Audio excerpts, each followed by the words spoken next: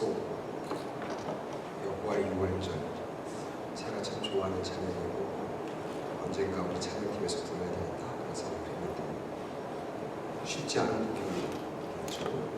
참 정성껏 불러주셔서 감사합니다. 헌신 예배를 우리가 1년에 2번 우리가 드리게 되는데 단지 그냥 봄에 한 번, 가을에 한 번 모여서 예배 드리는 그런 예배가 아닌 정말 우리의 삶을 되돌아보는, 특별히 오늘 기도하신 우리 집사님 말씀하신 것처럼 이제 벌써 10월 중순인데 풍성한 열매가 맺혀야 될 우리들의 삶 속에서 과연 그 풍성함이 있는지, 정말 내가 올 1년 하나님 앞에 정말 헌신하며 살았는지 다시 한번 점검하고, 그리고 마지막 남은 기간 얼마 되진 않지만 하나님 앞에 다시 한번 헌신하겠습니다. 다시 한번 회복해서 주님과 정말 동행함의 기쁨과 감격을 맛보고 드리겠습니다. 그렇게 결단하고 다짐하고 또 그렇게 사모하는 그런 여성교회 분들이 다 되고, 그 사모하는 그 10년 가운데 부어주시는 하나님의 그 은혜와 풍성함과 또 회복케 하시는 우리 여성교회 분들 가운데 있게 되기를 간절히 축원합니다.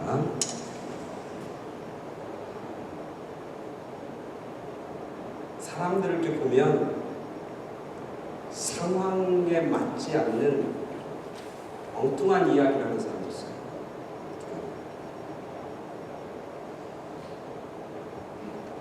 그런 얘기를 할 때가 아닌데 그런 엉뚱한 얘기를 막 하는 그런 경우가 참, 그걸 뭐라고 하냐면 한국에서는 누구 같다고 그러냐면 사오정 같다고 합니다. 사오정. 근데 아이들이 어렸을 때도 같은 또래들하고 같이 못 지내고 이렇게 엉뚱한 이야기를 한다든지 엉뚱한 행동을 하는 그런 아이들이 종종 있다고 합니다. 사회성이 부족하다고 합니다. 사회성이 부족한 이유는 두 가지를 들 수 있어요. 첫 번째는 뭐냐면 자기 생각과 자기 거기에 딱 갇혀서 살아가는 그런 아이들, 그 아이들이 나중에 크면 이제 그렇게 분위기 파악을 못하고 엉뚱한 얘기를 해서 주위를 썰렁하게 하는 그런 경우죠. 두 번째는 다른 사람을 이해하는 그 이해심이 부족하다. 그러니까 다른 사람의 이야기를 잘 들어야 되는데 다른 사람의 이야기를 듣지 못하고 자기 생각과 자기 마음에 갇혀있는 사람. 그래서 다른 사람의 이야기를 경청하고 지금 다른 사람의 마음이 어떤지를 잘 파악해야 되는데 그거 파악이 안 되는 거예요. 그러니까 분위기 파악을 못하고 엉뚱한 이야기를 합니다. 제가 예전에 몇 년 전에 그런 유머를 한 적이 있는데, 그 사오정이 면접 간 얘기 제가 해드렸죠. 면접 가서 사오정한테 묻습니다. 뭐라고 한 거예요? 호주는 이렇게 보니까 뭐라고 대답해요? 예, 저는 비행기 한 번도 타본 적이 없어서 호주는 한 번도 가본 적이 없습니다. 이렇게 대답하면 엉뚱한 거죠. 예를 들면 수상 경력은 저는 물이 무서워서 물속에서 그런 운동을 안 합니다. 뭐 이렇게 한다든지, 자기소개하라니까 우리 자기는 예뻐요. 뭐 이런 식으로 얘기한다든지, 완전히 자기 생각에만 갇혀 있는 거지. 그 사람이 무슨 왜 얘기하는지 의미도 모르고 그냥 엉뚱한 얘기를 해요. 그게 사오정, 그런 사람들이 있어요. 그래서 분위기 파악을 잘하고 그 분위기에 맞는 그런 이야기를 해야 돼. 그래야 사람들이 좋아. 그래야 사람들이 좋아하고 서로 함께 있는 거예요. 근데 엉뚱한 얘기 자꾸 하면 그 사람 만나면 신경 씁니다. 그래서 자꾸 외톨이가 되고. 오늘 우리가 읽은 성경 본문에 보면 예수님은 마치 사오정 같아요. 예수님이 딱 두 마디 합니다. 첫째 마디가 뭐예요? 저를 보지 말고 성경을 보세요. 저를 보는 분은 조금 이상한 분이야. 성경을 보세요. 예수님은 딱 두 마디 하는 거예요. 성경에. 첫 번째 마디가 뭐예요? 울지 마라. 너는 구하라. 울지 마라. 그 이야기를 해야 하는 상황이에요 지금. 누구한테 그 얘기를 하는 거예요? 과부한테. 나인성이라고 하는 곳에 사는 과부한테. 그 과부는 지금 어떤 형편 속에 있어요? 자기 하나밖에 없는 독자. 그 독자가 죽은 거예요. 그 독자가 죽었다. 그 여인에게 있어서 유일한 소망이고 유일한 미래일 거예요. 그죠? 그게 사라져버려요. 이 여인에게 있어서는 하늘이 무너지는 거예요. 하늘이 무너지는 거예요. 미래가 무너지는 거예요. 절망과 두려움과 공포와 처절한 슬픔 가운데 놓여 있어요. 얼마나 슬프겠냐. 애들이 셋넷 있어도 그 중에 한 애가 먼저 떠난 것도 그 아이만 생각하면 눈물이 나요. 하나밖에 없는 독자 아들을 잃고 슬픔 가운데 이제 장사 지내려고 관을 들고 장례식을 이제 관을 들고 성을 빠져나와서 이제 장제에 가서 그 아이들을 묻으려고 하는 그 고통과 그 슬픔의 그 한복판, 슬픔의 그 깊은 고통 가운데 눈물을 흘리고 울고 있는 그 여인에게 예수님이 뭐라고 하냐면 울지 마라. 울어야 할 상황이잖아요. 그죠? 울어야 할 상황이잖아요. 여러분 장례식에 가면 조문할 때 뭐라고 사람들한테 이야기합니까? 보통 뭐라고 하나요? 한 번도 안 가보셨어요? 장례식장에? 장례식 가면 뭐라고 그래요? 말 안 해요? 말 안 하는 것도 지혜입니다. 그죠? 할 말이 없으면 그것도 지혜. 근데 거기서 누군가가 막 울고 있어. 슬퍼서 막 울고 있는데 울지 마. 울지 마요. 울지 마세요. 이거 완전히 사후적인 거예요. 완전히 사후적인 거죠. 얼마나 슬프겠습니까? 이럴 때 실컷 울어야 됩니다. 이게 맞잖아요. 이럴 땐 울어야 합니다. 울어야 그 슬픔이 녹아질 겁니다. 근데 오늘 예수님은 울어야 하는 상황, 지금 눈물을 흘려야 하는 상황, 그리고 그 눈물과 슬픔의 가장 깊은 그곳에서 울고 있는 그 여인을 딱 만났는데 첫 마디가 뭐냐면 울지 마라. 그렇게 말씀합니다. 오늘 본문은 이렇게 시작합니다. 그 후에 예수께서, 그 후라는 건 어때요? 그 전에 어떤 일이 벌어집니까? 그 전에 어떤 일이 벌어지냐면 여러분 잘 아세요? 그 백부장의 종을 고친 이야기예요.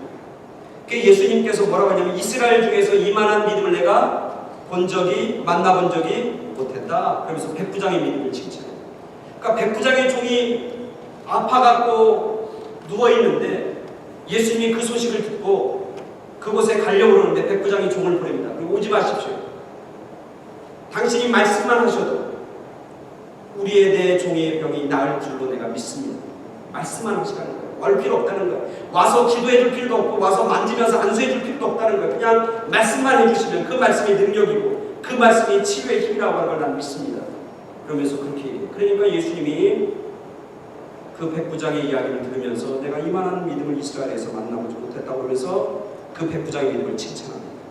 그래서 그 종의 병이 나은 거예요. 그래서 거기 예수님과 함께 있는 사람들이 그 후에 예수께서 나인이라고 한 나인성으로 가시는데 제자와 많은 무리가 동행합니다. 그 동행하는 분위기가 어떻겠어요?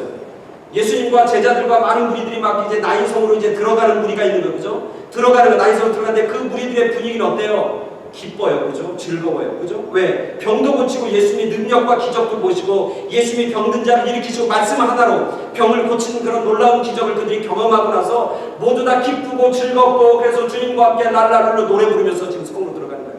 성으로 들어가는 무리들은 예수님과 함께 기쁨과 감격과 그리고 감사함을 가지고 들어가고 있고 성에서 나오는 한 무리들인데 그 무리들은 통곡과 슬픔과 괴로움과 비극 가운데 내려오는 그 무리가 만나는 거예요.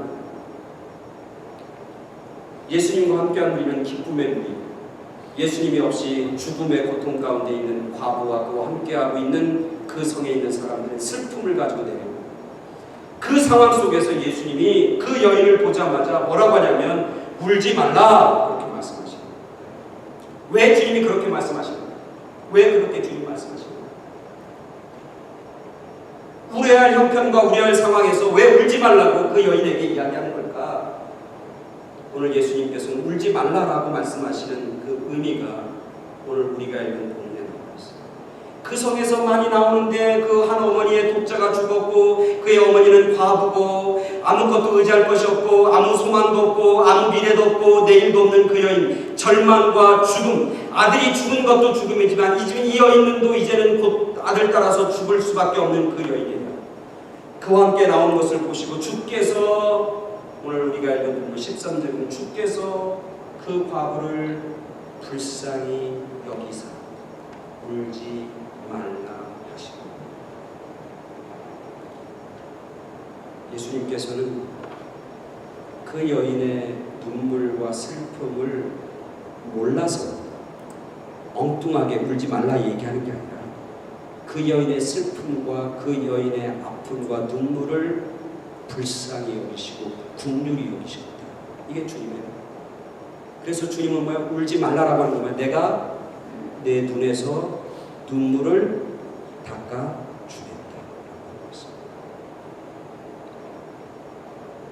누가 감히 그 가운데서 울지 말라고 얘기할 수 있겠어요?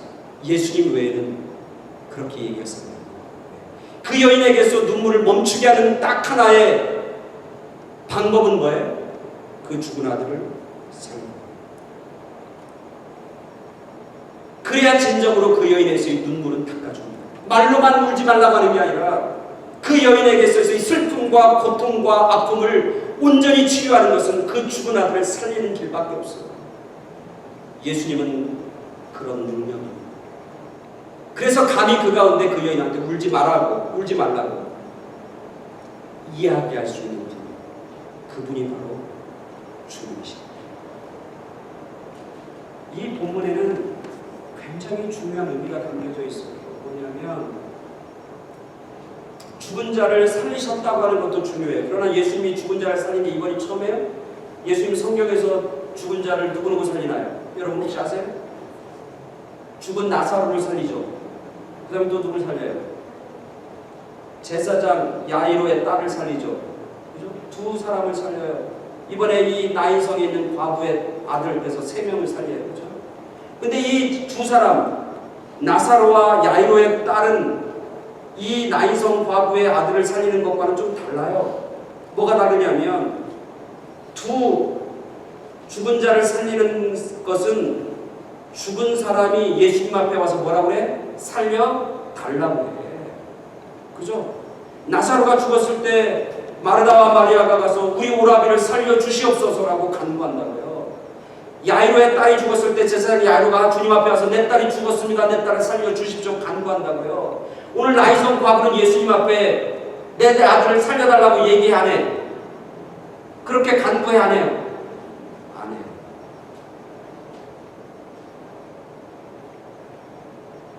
간구하지 않았어도 예수님은 오늘 이 과부, 아들 하나 있는 그 아들을 먼저 보낸 그 과부의 그 마음과 슬픔을 주님께서는 아시고 계시고, 그리고 그가 구하지 않아도 그의 고통과 그의 눈물과 그의 슬픔을 제하여 주신 예수 그리스도의 무한하신 은혜를 여기서 발견합니다. 우리가 구하는 것만 하나님은 주시지 않아요. 우리가 필요한 것이면, 우리가 정말 우리에게 꼭 있어야 할 것이면 하나님께서는 구하지 않은 가운데서도, 물론 구할 때도 하나님이 허락해 주시지만 구하지 못할 때에도 하나님께서는 우리에게 그 아름다운 것들을 허락해 주시는 은혜의 주님, 은혜의 하나님이라고 하는 사실을 말씀을 통해서 발견합니다. 우리가 구하는 것만 하나님이 주신다고 생각해 보세요. 우리가 구할 때 때로는 뭐예요? 우리가 무엇을 구하는지 알지 못할 때가 있고, 어떤 것은 나에게 이게 독이 되는지도 모르고 구할 때가 얼마나 많이 있는지 몰라요. 여러분, 하나님 앞에 은혜 받을 때 은혜 달라고 구해서 은혜 받은 사람도 있지만 구하지도 않았는데 하나님이 은혜 주신 적이 있어 없어요? 많아요. 나는 구하지도 않았는데 하나님이 우리의 길을 열어주시고 우리를 풍성케 하시고 우리를 축복해 주신 경우가 훨씬 더 많아요. 저희 때까지 목회하면서 제가 구하는 것만 하나님이 주시는 그런 하나님이 아니셔요. 때로는 구하지 않았는데도 하나님이 내가 생각지도 못하고 상상할 수 없는 그런 것들을 값없이 풍성하게 해주시는 그런 하나님인 것을 깨닫게 됩니다. 오늘 이 본문에서 그것을 바라기는 우리 새생명교회 여성교회 모든 회원들 마음속에 아픔과 슬픔과 괴로움 하나님께서 먼저 긍휼히 여기시고 불쌍히 여기서 그것들을 깨끗하게 치유하시고 그리고 회복시켜 주시고 그리고 채워주시는 그런 하나님의 은혜가 우리 모두에게 특별히 여성교회 회원들에게 차고 넘치게 되기를 간절히 축원합니다. 아멘. 울지 마라. 내가 너의 눈물을 닦아주겠다. 닦아주겠다. 두 번째 예수님이 한 이야기가 뭐냐면 청년아 내가 내게 말하노니 일어나라. I say to you, get up. 그렇게 일어나라. 이 나인성 과부의 눈물과 슬픔을 위로하고 눈물을 닦아줄 뿐만 아니라 그 여인에게 그 눈물의 원인, 그 눈물의 시작, 그것을 온전하게 회복시켜 주시고 그 눈물의 그 문제를 완전하게 해결해 주시고 치유하시고 주님의 모습을 일어나라. 가까이 가서 그 관의 손을 대시며 맨 자들이 서는지.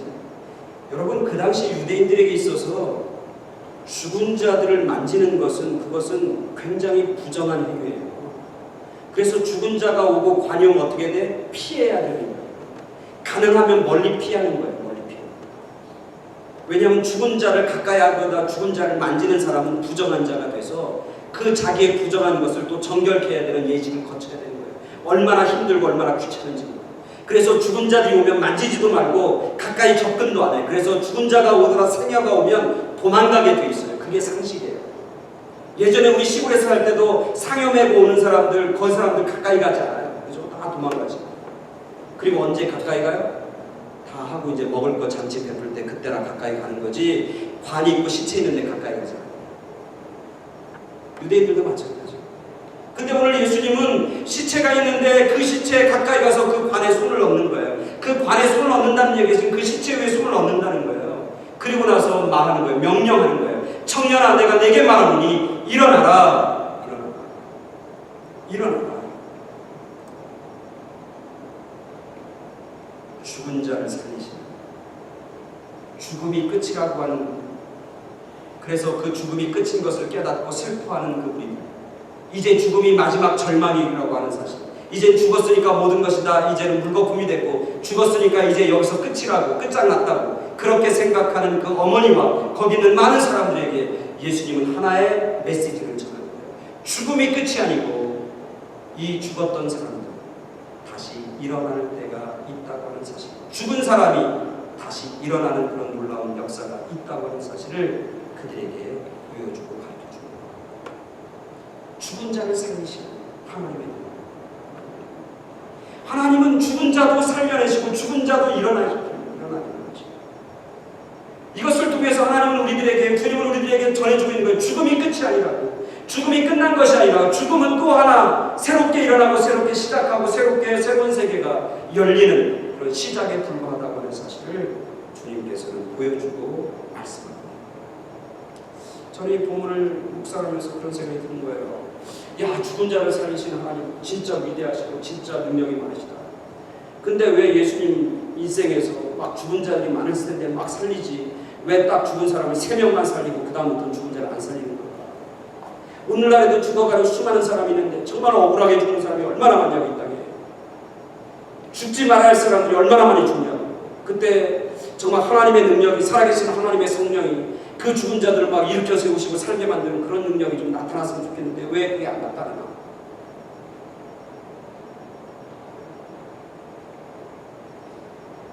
그런 마음의 생각이 들고 그랬으면 좋겠다. 그랬으면 좋겠다.